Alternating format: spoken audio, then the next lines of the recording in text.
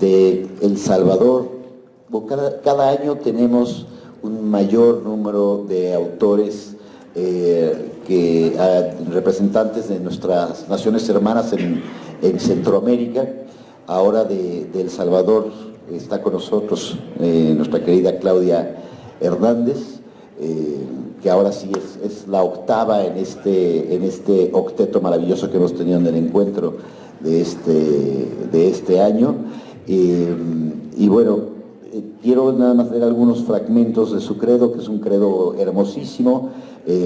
Lo tienen ahí en el cuadernillo, y no hay que ser literal, se deben encontrar las formas capaces de trasladar lo entendido y lo sentido sin que haya diferencia entre ambas cosas. Una y otra vez los cuentos dan testimonio de la manera en que describimos el mundo y de la transformación que eso obra en nosotros. El tema del cuento siempre debe superar las capacidades del escritor. Solo enfrentados a nuestras limitaciones es que llegamos a crearnos y a entendernos. Me había pedido Claudia que leyese yo su cuento. No sé si quieras de todas maneras dar algún preámbulo o puedo yo. Es que este es un aspecto que a mí me gusta también mucho, como a mí me encantaría estar leyendo también mis cuentos, pero así es que voy a aprovechar para impostar a Claudia y leer los cuentos de Hechos de un buen ciudadano. Había un cadáver cuando llegué, en la cocina, de mujer, lacerado, y estaba fresco. Aún era mineral el olor de la sangre que le quedaba. El rostro me era desconocido, pero el cuerpo me recordaba al de mi madre por las rodillas huesudas y tan sobresalientes que parecen no pertenecerle, que parecen prestadas por otra mujer mucho más alta y más flaca que ella. Ninguna de las cerraduras había sido forzada, tampoco había un arma por ningún sitio. No había que me diera pistas sobre el asesino, que había limpiado hasta las manchas de sangre en el piso. Ni una sola gota dejó. He visto muchos asesinados en mi vida, pero nunca uno con un trabajo tan impecable como el que le habían practicado a la muchacha, que tenía cara de llamarse lívida, tal vez por el guiño de lamento que se le había quedado atascado en los labios amoratados. Como cualquier buen ciudadano habría hecho, no esperé a que apareciera mensaje alguno en la radio o en la televisión, sino que hice imprimir uno en el periódico que decía: busco dueño de cadáver de muchacha joven, de carnes rollizas, rodillas saltonas y cara de llamarse lívida. Fue abandonada en mi cocina, muy cerca de la refrigeradora, herida y casi vacía de sangre. Información al 271-0122. 4 personas llamaron. El primero, un hombre cuya voz aguda me hizo imaginar de inmediato que tendría las manos muy finas. Buscaba un cadáver fresco de hombre. A su familia le habían matado un miembro al que debía dar entierro para poder vivir sin cargos de conciencia. Sabía que yo anunciaba a una mujer, pero tenía la esperanza de que los causantes de la muerte de su pariente hubieran decidido también dejar el cuerpo en algún lugar de mi casa, aunque no fuera junto a la refrigeradora. Yo, que sabía que no tenía un solo cadáver más en casa, prometí que lo llamaría si por casualidad llegaban a depositármelo, o si podía ayudarlo de alguna otra manera. Me lo agradeció de corazón y me deseó un buen día. Luego telefoneó una mujer que trabajaba, a juzgar por los ruidos que se adivinaban tras su voz, en una oficina pública. Quería felicitarme. Ya no hay ciudadanos como usted, me dijo. No quiso darme su nombre. Colgó cuando insistí en conocerlo para saber a quién agradecer. La tercera llamada fue de un hombre de voz grave que no hablaba por iniciativa propia, sino de parte de la oficina donde trabajaba. Deseaba saber si había yo tomado medidas de salubridad para evitar contagios en el vecindario. Quedó de enviarme para que llenara y firmara una forma en la que me hacía responsable si acaso se desencadenaba una epidemia de muertos en los alrededores. La cuarta me conmovió. Se trataba de una pareja de adultos mayores que buscaba a su hija, una muchacha llamada Lívida, que tenía las características de la que yo ofrecía en mi anuncio, pero debía estar viva, no muerta, y con los labios purpúreos, no violáceos. Después de una semana, sin que alguien más la reclamara, creí prudente, aunque no quería, llevarla a la oficina de salud para que se hicieran cargo de ella, pues comenzaba a oler mal pese a mis cuidados y a mis baños con bálsamo y sal de cocina.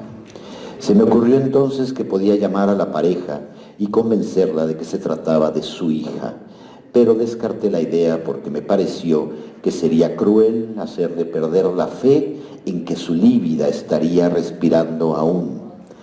Decidí mejor ofrecérselo al hombre de la voz aguda, quien aún no había encontrado el cadáver de su pariente ni lograba tranquilizar a su familia.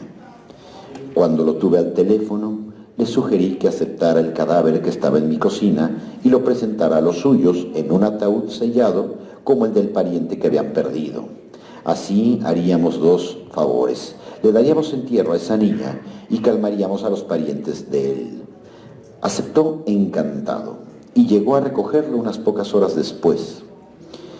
Lo reconocí de inmediato por la mirilla, no por el rostro de doliente esperanzado, sino por las manos, que eran tan finas como decía su voz. Abrí, nos saludamos con un apretón de manos y sin sonrisas como hacen los viejos desconocidos. Luego de que le di el pésame, me comentó que era yo mucho más alto de lo que había imaginado. No quise continuar con la conversación para evitarle la incómoda situación de tener que decirme que no sabía cómo agradecerme.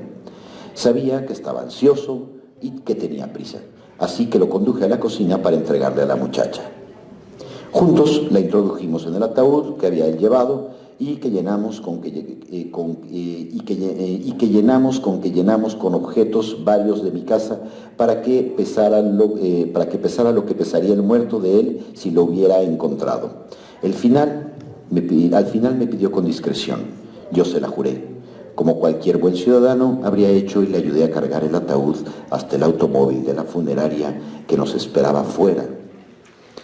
A causa del anuncio que publiqué por Lívida, comencé a recibir llamadas de gente que deseaba saber con urgencia cómo había yo solucionado el problema de tener un cadáver ajeno en casa. Dispuesto a ayudar en cuanto me fuera posible, traté de dar respuesta a sus preguntas. Y, como entendía que una situación como esa podía requerir de más apoyo que el que brindaban mis consejos telefónicos, ofrecí atenderlos en mi casa. La medida fue acertada. En una sola tarde me llegaron 20 cadáveres de ambos sexos y de todas las edades y de diferentes partes de la ciudad. Ni uno solo estaba desnudo, aunque habían sido encontrados sin ropa como mi Lívida. Todos habían sido ataviados por los dueños de las casas para no levantar sospechas al transportarlos hasta la mía.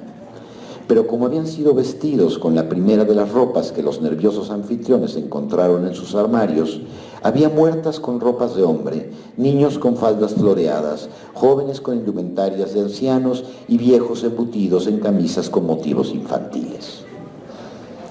Los que los trajeron, después de disculparse por las indumentarias, dijeron lo mismo, que los habían encontrado en sus casas, en las entradas, en los dormitorios, en los pasillos, que no habían sabido qué hacer con ellos y que acudían a mí porque yo, un buen ciudadano, había sabido tratar con dignidad a la muerta de mi cocina.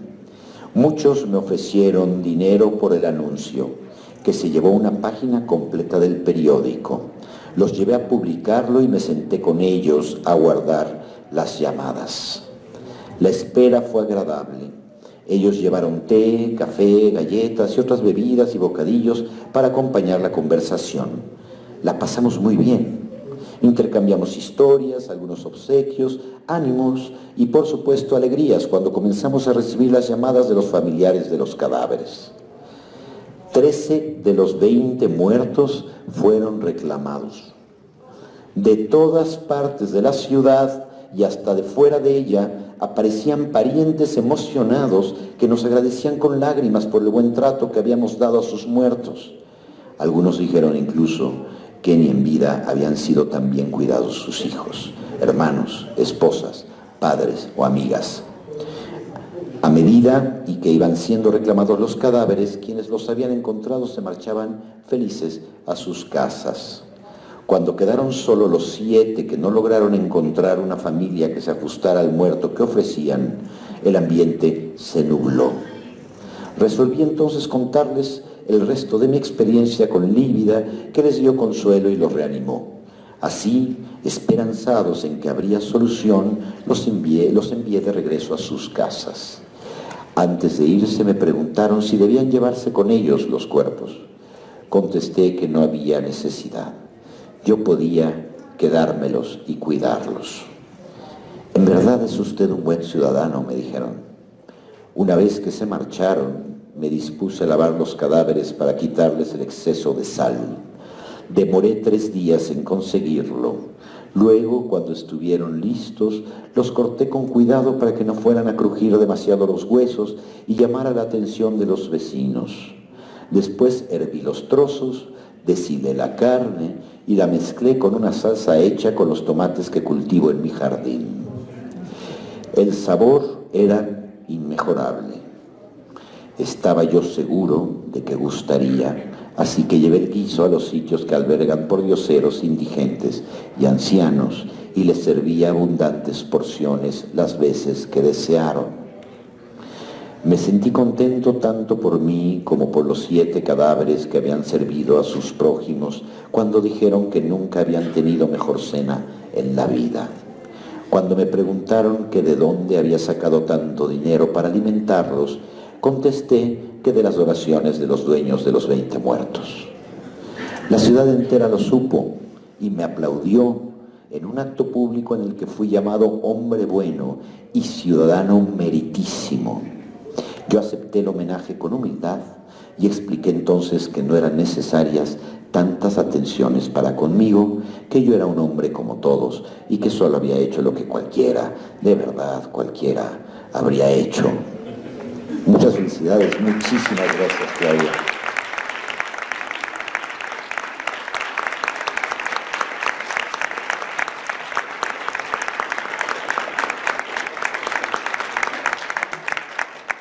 Un cuento tan cercano y tan entrañable y desde luego es de una inmediatez tremenda para todos nosotros, en estos tiempos y en todos los tiempos. Pues bueno, hemos discutido entre ayer y hoy, una vez más hemos acuñado nuestras nuevas metáforas, nuestros nuevos credos, y ahora tenemos un poco de espacio para que las preguntas que quieran ustedes hacer, para que podamos comentar todavía un poquito. Como les decía ayer, las preguntas iban dirigidas a alguno de los autores en particular o en general, nada más indíquenoslo por favor, y bueno, pues adelante tendremos un pequeño espacio para que nos digan qué piensan o qué les interesa sobre todo lo que han oído entre los días de ayer y de hoy, todo lo que han leído en estos últimos años y también lo que han escuchado en los encuentros anteriores. Así es que adelante, tenemos un micrófono, sí tenemos un micrófono, muy bien.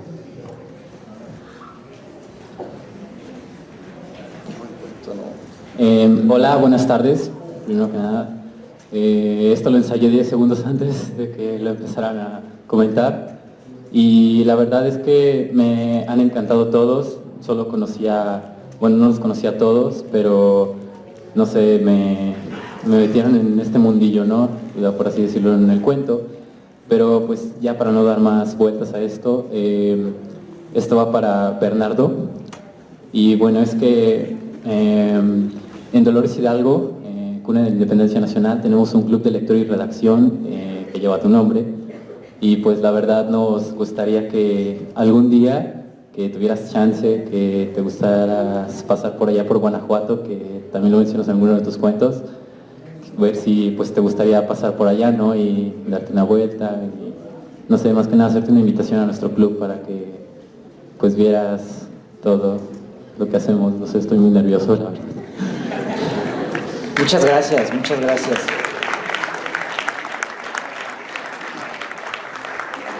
Encantado de la vida voy, por supuesto, tú di rana y yo brinco. Voy con mucho gusto y si quieres ahorita te dejo mi correo. Gracias. Una de las cosas que también comentábamos en otras mesas y que caracteriza las biografías de los autores presentes es que todos se dedican de una manera u otra a la enseñanza de la escritura. Digamos, están en contacto con lo que es difícil de entender o plantear. Bueno, en el caso de Mariana, por ejemplo, que es un miembro importante de la Escuela de Escritores en Madrid o en España, pues, Tessa, que es profesora de Creative Writing en Bath. En fin, es difícil establecer hasta qué punto, y lo comentábamos en alguna otra mesa, hasta qué punto es posible enseñar a escribir. Quizás sí se pueda aprender a escribir un cuento. No sé hasta qué punto se pueda enseñar a escribir un cuento. Yo siempre he pensado que se puede enseñar a leer, ¿no? Pero finalmente el contacto con la cuestión oral que tiene el género cuentístico es lo que facilita este tipo de encuentros que son infinitamente más nobles y más enriquecedores cuando se trata del cuento que cuando se trata, por ejemplo, de la novela, ¿no? Pero bueno, no sé, ¿alguna otra pregunta? Buenas tardes. Esta pregunta es para la señora Tessa Hadley. ¿Tiene alguna referencia sobre algún cuentista latinoamericano o mexicano que le haya gustado y que le haya marcado?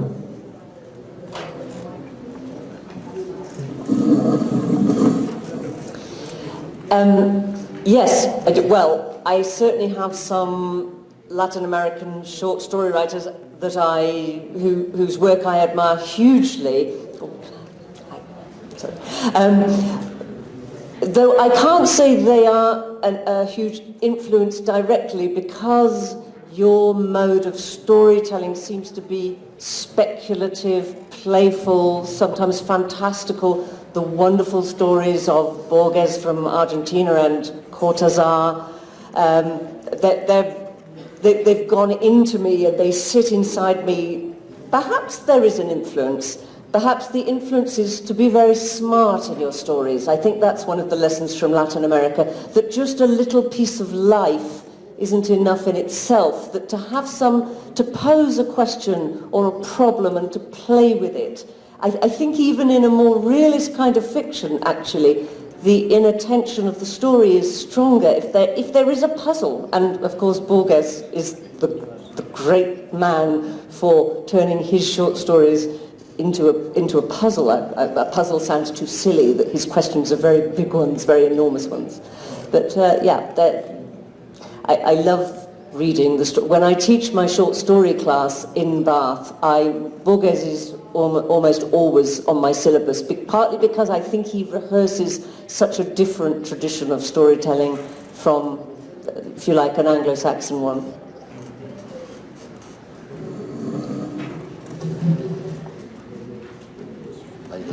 ¿Quién tiene la más buena? Muy bien. Sí. Gracias. Buenas noches, excelente trabajo. La forma de difundirlo pone otra vez a ese niño que traemos adentro afuera. No importa si hay algo macabro o no, al final termina siendo muy divertido y eso es algo que no debemos perder, no importa la edad que tengamos. Y justo como eso, y ustedes son expertos, tengo ahorita el menester de construir un pequeño cuento para un grupo en los próximos días, pequeñito, y qué truco se puede usar para incorporar los animales que mencionabas ahorita, como tú, Ignacio, como parte clave de esto, y los monstruos, sin que se vuelvan monstruos, pero que sean como parte de tu vida cotidiana. Hay cantidades de caricaturas y cuentos animados en ese sentido, donde animales y personas aparentemente humanas conviven de una manera transparente. ¿Qué truco hay para eso? Esta pregunta del truco, o sea, que desde luego se la voy a pasar a Mariana, que es absolutamente ducha en este arte. Una cosa que comentamos ayer, que no solo hay animales en los cuentos, sino que estamos acostumbrados a tenemos que ver al cuento como un animal, como un animalito. No importa cuán terrible, porque comentabas que aunque tengan algo terrible y monstruoso, yo creo que el arte de la literatura en general, particularmente el cuento y necesariamente el cuento para niños, tiene que estar necesariamente poblado de monstruos. tiene que ser necesariamente terrible para que de alguna manera nos otorgue el placer de resolver la monstruosidad del mundo real a través del ámbito protector de la ficción, ¿no? La palabra monstruo tiene una etimología muy curiosa, viene de mostrare. El monstruo te muestra, es la antítesis de la máscara. Y la literatura pues es tu espejo, y yo creo que por eso salen animales todo el tiempo, porque los animales son nuestros monstruos más amados, más inmediatos, entrañables, y bueno, nada más hay que ver cuál es la técnica, particularmente, bueno, todos tienen con frecuencia, insisto, muchísimos animales en sus cuentos. Hay una literatura de bestiarios sumamente importante desde la Edad Media, las grandes mitografías, desde el Génesis, por ejemplo, los animales aparecen antes que los humanos, pero a ver si alguno de los aquí presentes tiene técnicas o tips, ¿no?, en particular. Es una pregunta muy divertida. Bueno, además creo que era Borges el que decía que una vez que sale un animal en un cuento salen 5, ¿no? Porque como que uno tira del otro. En cuanto te sale un gato te empiezan a salir luciérnagas y todo tipo de lagartijas y seres, ¿no? La parte del monstruo la pone el narrador. El animal puedes usar lo que quieras, ¿no? Es muy sencillo. Puedes utilizar, por ejemplo, un animal que parezca un humano, que haga cosas como humano. Es como, o sería muy importante, por ejemplo, que esos animales se movieran, ¿no? Hay una manera muy bonita de describir una habitación. En lugar de hacer una descripción estática de la habitación, poner una mosca que entra y se va posando por los sitios, o un pájaro que entra y se va posando por los sitios, animales que interactúan con los humanos que están ahí. No te vayas a animales que hablan, porque entonces te sale una cosa muy fantástica, ¿no? Pero sí desde el punto de vista de que puedan ser, no sé, más sabios que los humanos. O hay un consejo muy bueno que es comprarte un gato, un perro, o que te dejen un montón de gatos.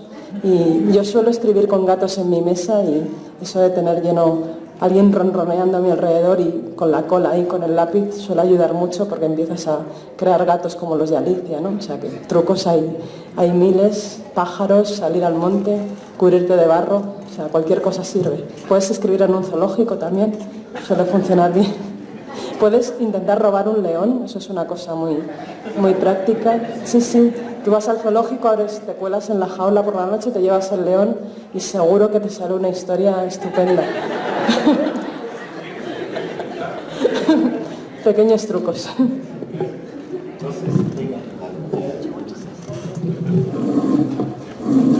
Yo creo, bueno, que estoy un poco congestionada, pero esta te la contesto. Creo que lo que tienes que hacer es olvidar la categoría de animales. En el cuento todo el mundo tenemos el mismo nivel. Una mesa, un animal o una persona están de igual a igual, están de tú a tú. I'm actually just thinking about a writer from Guadalajara that I've been reading while I'm here, Villalobos. Yeah. And his book called, in English, Down the Rabbit Hole, has wonderful animals in. It's a little boy holed up with his crazy criminal daddy somewhere in the mountains, isolated. They have a lion and 2 tigers in cages. It's one way of getting rid of the bodies. But the little boy longs for pygmy hippopotamuses, and they eventually make a journey to Liberia to collect these animals. I tell you, this is one of your own writers. You've probably all read him. I thought the animals were wonderful in that little short. It's a very short novel, almost a novella. Very good.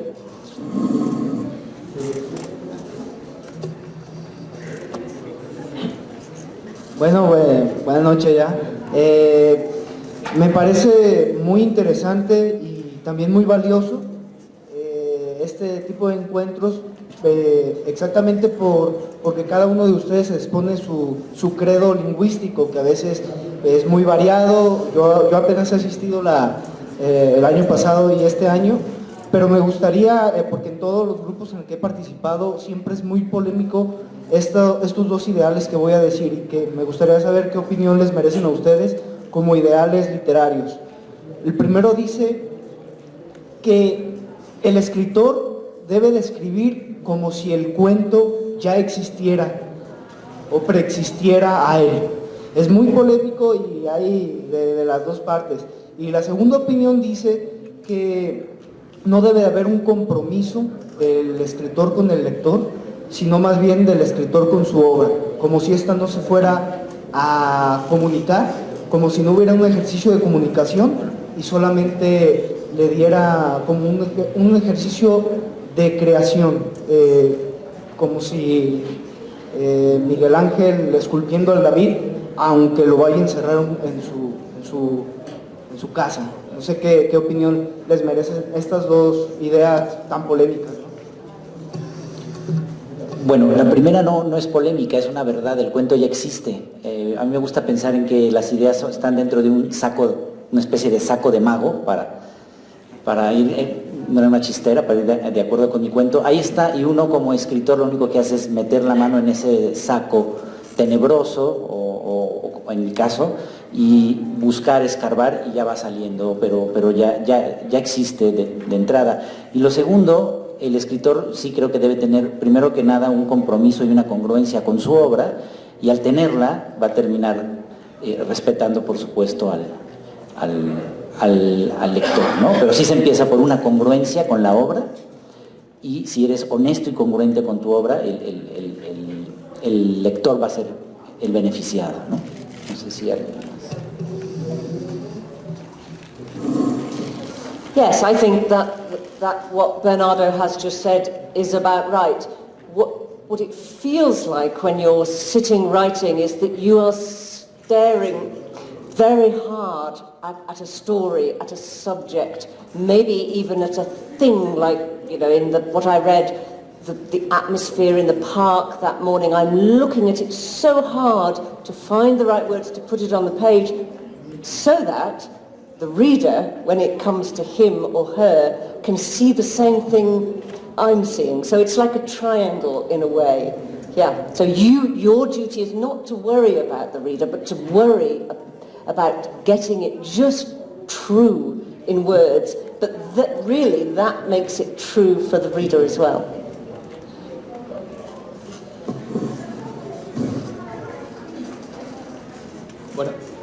Bueno, buenas noches. Bueno, antes que nada es un gusto conocerlos a todos. Gracias por estar aquí. Mi pregunta va más bien enfocada a Bernardo.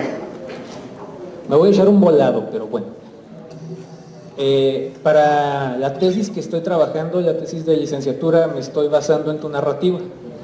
Más concretamente en los elementos como de superstición que explotas en varios cuentos, Mar Negro, Los Niños de Paja, etc. Entonces me parece muy interesante y me fue muy grato recibir el libro y encontrar que tienen sus credos. O sea, ya estamos hablando de la creencia como, sí, vaya, como una Biblia de cabecera de cada uno. Al final, Bernardo, hablas de un pozo sin fondo del miedo atávico, que es donde podemos recuperar nuestra humanidad. Mi pregunta es, en este pozo sin fondo del miedo atávico, ¿qué te has encontrado ahí?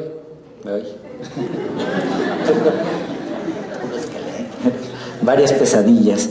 Me gusta esa metáfora que digo al final del credo, o sea, la literatura de terror nos permite imaginar cómo era el mundo cuando no había luz eléctrica. Y nos regresa a la primera noche de los tiempos, ¿no? Que también lo mencionó brevemente Nacho. Yo tengo la firme creencia de que seguimos llevando un pequeño hombre de las cavernas dentro de nosotros, que está ahí, no está dormido, sino que está muy alerta, y aunque vivimos en el imperio del neón y aparentemente donde todo tiene una explicación científica, hay estos resquicios inexplicables, como lo mencionaba Lovecraft, donde al ir caminando por una calle oscura o escuchar el viento silbar entre los árboles, sale ese homínido que todos llevamos dentro y nos conecta con la emoción humana más antigua que existe, que es el miedo a lo desconocido, ¿no? Entonces, al menos en mi literatura me gusta sacudir a ese primate, porque nos conecta con lo que te decía, esa emoción antigua que tenemos y que es una alerta. El miedo es una alerta, ¿no? Nació como una alerta para los homínidos y nosotros lo seguimos teniendo, pero desde la seguridad de la página también, ¿no? O sea, creo que es divertido asustarnos así y no con el terror real del mundo que vivimos, ¿no? Gracias. Buenas noches, gracias por esta sesión. Al principio decía Ignacio Padilla que el cuento es como el dolor, que no se puede describir sino con metáforas. Igualmente, el martes pasado, en una conferencia de letras europeas, decía una escritora polaca de nombre Margot Rechmer que ella, para escribir su prosa, antes lee poesía para inspirarse. Entonces, mi pregunta está dirigida a todo el panel. Quien guste contestarme, lo agradezco. Personalmente, ¿ustedes en qué lugar ponen la poesía? ¿O leen poesía para escribir prosa? ¿Qué es lo que leen? ¿De dónde toman la inspiración para crear esas metáforas de las que se hablaba al principio? Gracias.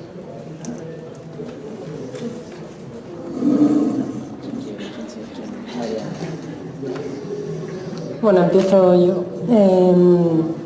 Yo leo poesía, pero me gusta tanto Charles Simic que creo que solo lo leo a él. Me he quedado ahí atascada porque me gustan mucho los poemas que son un poco narrativos, como que cuentan una pequeña historia, ¿no? Y hay mucha microficción también que no está directamente catalogada como poesía, que puede ser un microcuento, pero que es prosa poética que también me gusta. Y Charles Simic lo hace en forma de poesía, pero son narrativas, ¿no? Son como la poesía de Raymond Carver, que al final son cuentos, ¿no?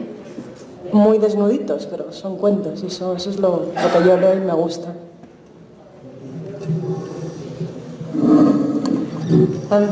Yes, I read poetry and I love it, but I've always felt that it's for me, very, very unlike the prose that I write. There was just one time in my life when, for a very practical reason, because I was doing a writing course and I didn't like the woman who was teaching prose, I'm ashamed to say, I did the poetry course, and for just 4 months I wrote poetry. And it was a very intense experience, and what I really felt was that in order to write poetry, I would need to take my mind apart and put it back together differently. And I knew I wasn't able to embark on that adventure, that I was a prose writer. So for me, I love poetry, it means a lot to me, but I read it purely as a reader, whereas all the time when I'm reading prose, I'm thinking about how was that done, why has he done it like that, or this is marvellous, or look at that's hopeless, whatever. But with the poetry, I'm innocent, and it's a great pleasure to me because of that, I think. Yo tengo un hermano poeta y mi padre escribía también poesía, así que no me quedó de otra. Crecí rodeado de poetas.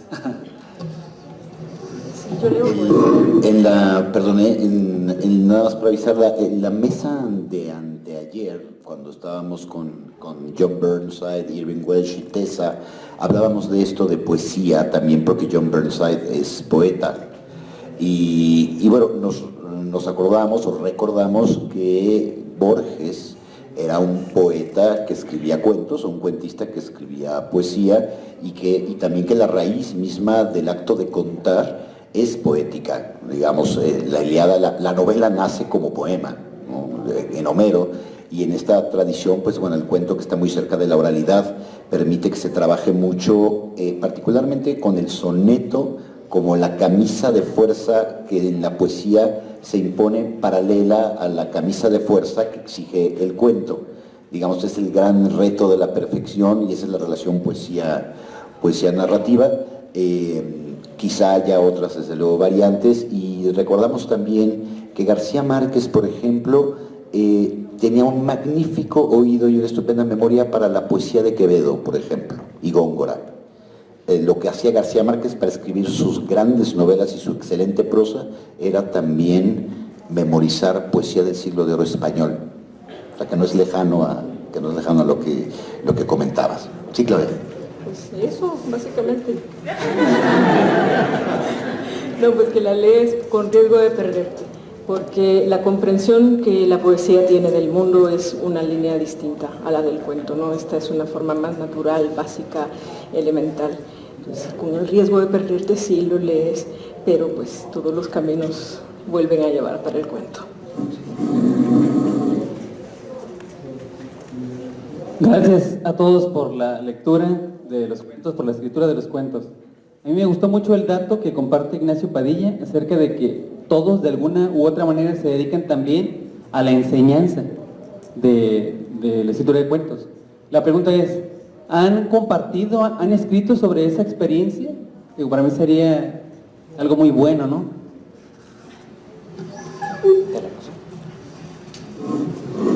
It's a really dangerous temptation. Imagine what fun you could have writing about your students and their efforts to write. It would be wicked. I've written one short story which was set on a sort of residential creative writing course where there was some really demanding students and a really irritating writer. But I think one has to be a bit careful, otherwise your students might turn on you. There is a novel, starts well, by an American writer, Francine Prose, which is all set on a creative writing course, and I'm sure that's not... Oh, and a very good novel, English novel, probably not in Spanish yet, but I bet it will be, by Rachel Cusk. That's a very serious novel. It's quite new. It's called Outline, and it's about a creative writing teacher who goes to Greece, and a British creative writing teacher goes to Greece, and it's about all the stories that all the students in her class bring, and they're all present and they're all mingling together, and one bleeds into another. That's a very powerful book. It's been very well received in England. I'm sure that will come into Spanish.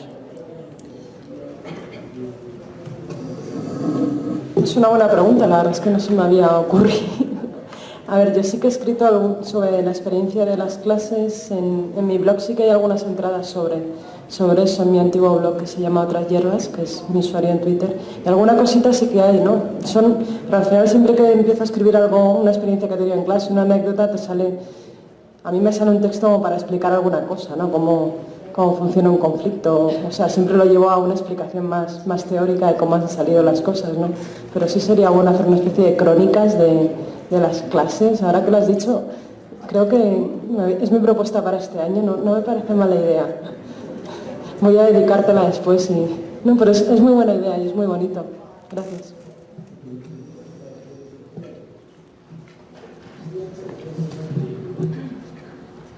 Tenemos espacio todavía como para 2 preguntas más. Hola, buenas noches. Mi pregunta va dirigida a Bernardo, que más que una pregunta son 2. Probablemente para muchos miembros de aquí de la audiencia tal vez no es la pregunta, pero para mí sí es la pregunta de rigor, porque como tú dices en tu credo, casi al final de tu credo, crees en Cthulhu, y al leer La Hora del Mago por 90ª vez, no pude evitar notar que se ve un poco reflejado de Stephen King en El Mago. Entonces, una pregunta es, ¿cuáles son tus inspiraciones como escritor? ¿Qué escritores te motivan a ti a escribir? No sé, qué es lo que te gusta? Y mi segunda pregunta es, por ahí recuerdo haber leído ya hace tiempo que dice una frase que decía, toda historia es tan buena como lo es su antagonista, su villano. Entonces, en la prosa de terror, en la literatura de terror, siempre hay un elemento que decía, el protagonista siempre busca el porqué, pero más que el porqué siempre es reflejado en algo que no sabe qué es. No sé, puede ser un personaje de sombras, un monstruo, lo que sea. ¿Qué te inspira a ti para crear, por ejemplo, aquí a este personaje de El Mago que tenía este señor en el cuento?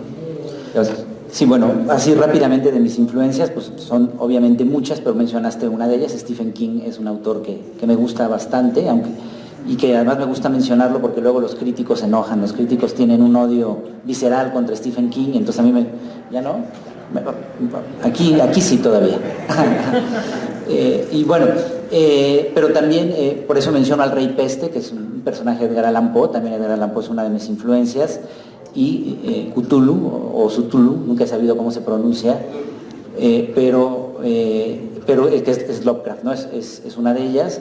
Pero también hay autores que me gustan mucho que no tienen que ver con el género de terror. O sea, mi autor favorito es un autor inglés que se llama J.G. Ballard.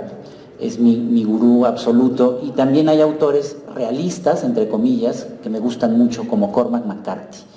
Este autor que me parece que es uno de los autores estadounidenses vivos más grandes que hay, ¿no? Entonces, pues es también hablando de Latinoamérica, Rubén Fonseca me gusta muchísimo, ¿no? Entonces podría seguirme. El otro que me preguntabas, ¿qué te inspira a ti a crear el cuento? Ese cuento de La hora del mago surge, tengo una hija de año y medio, entonces justo cuando nació, en efecto, ella tenía esta silla en la que la poníamos y hacía unos ruidos verdaderamente diabólicos, pero pues sí, se dormía, y había un sonido que parecía como, después decíamos que era como el interior del útero, ¿no? Eso ya no lo puse en el cuento. Sí, dice que mi mamá se llama, era el bebé de Rosemary, exacto. Entonces eso me lo inspiró, o sea, ese hecho de la silla y de los sonidos tan extraños que hacía, y por esa época estaba leyendo mucho a Thomas Ligotti, que es un extraordinario escritor estadounidense de terror, poco conocido. Gracias a la serie True Detective cada vez se le conoce más, y pues creo que hay mucha influencia, sobre todo, incluso hay una mención, ¿no?, de Industrias Ligotti. Creo que ese cuento está muy impregnado del estilo de Thomas Ligotti. Entonces esas dos cosas me dieron ahí el cóctel. Gracias, Tim. Buenas noches. Digamos que tengo que escribir un cuento mañana.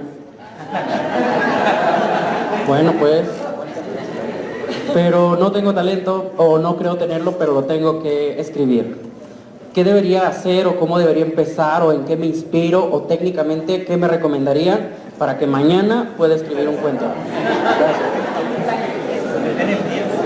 Bueno, yo creo que lo mejor es que no pienses demasiado, ¿vale? Pues a pensar es lo que destruye absolutamente los cuentos, sobre todo en su fase. Tienes muy poco tiempo. O sea, primero intenta asumir que no te va a salir un cuento bueno, ¿vale? Eso lo primero, lo descartamos. Una vez que has asumido que no te va a salir un cuento bueno, entonces ahí puede que alguna vez sea que salga, ¿no? Pero intenta escribirlo muy rápido. Ahora llegas a casa, ¿vale? Escribes durante unos 25 minutos de todo lo que te venga a la cabeza, todo rápido, rápido, rápido, rápido. Cuanto menos pienses, mejor. Te vas a dormir, cenas algo para no morir de hambre, y cuando desayunas, o sea, al levantarte justo, repasas un poco todo lo que tienes ahí, agarras una de las ideas y la reconstruyes, todo lo coherentemente que puedas. Cuanto más pequeño sea, mejor, porque lo podrás controlar. Y con eso no sé cómo será, pero a lo mejor algo para mañana podemos tener.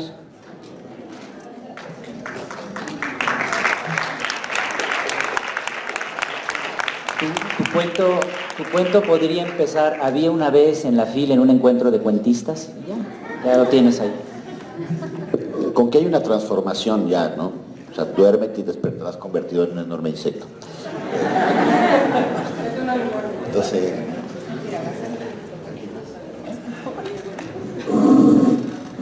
Yo tomaría el sencillísimo truco que Octavio Paz deja en la página 1 de su libro, Las peras del olmo. Preocúpate por transmutar la fatalidad personal o colectiva. Sencillísimo, tan sencillo como eso. Y si no te funciona, pide prórroga.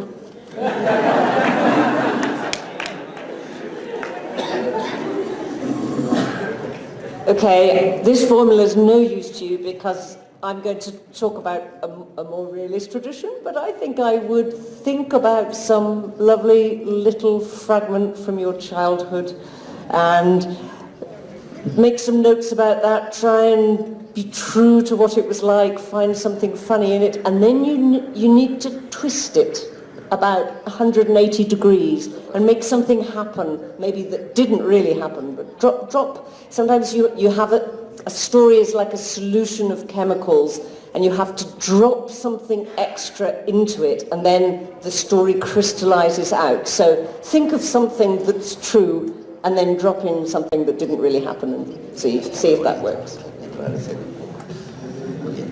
Bueno, yo creo que es totalmente aleccionador. Muchísimas gracias desde luego por tu pregunta. Y muchísimas gracias por sus maravillosas respuestas, por sus cuentos, por estar aquí con nosotros. Gracias a ustedes. Les recuerdo que el año que viene se cumplen 30 años de la Feria del Libro y será el 10º Encuentro Internacional de Cuentistas. Digamos que tenemos que estar preparados para que esto siga adelante y siga en grande. Están todos cordialmente invitados a estar con nosotros el año que viene. Muchísimas, bueno, y sobre todo a leer a estos maravillosos invitados que hemos tenido y a todos los que han venido antes y los que vendrán. Muchísimas gracias y buenas noches.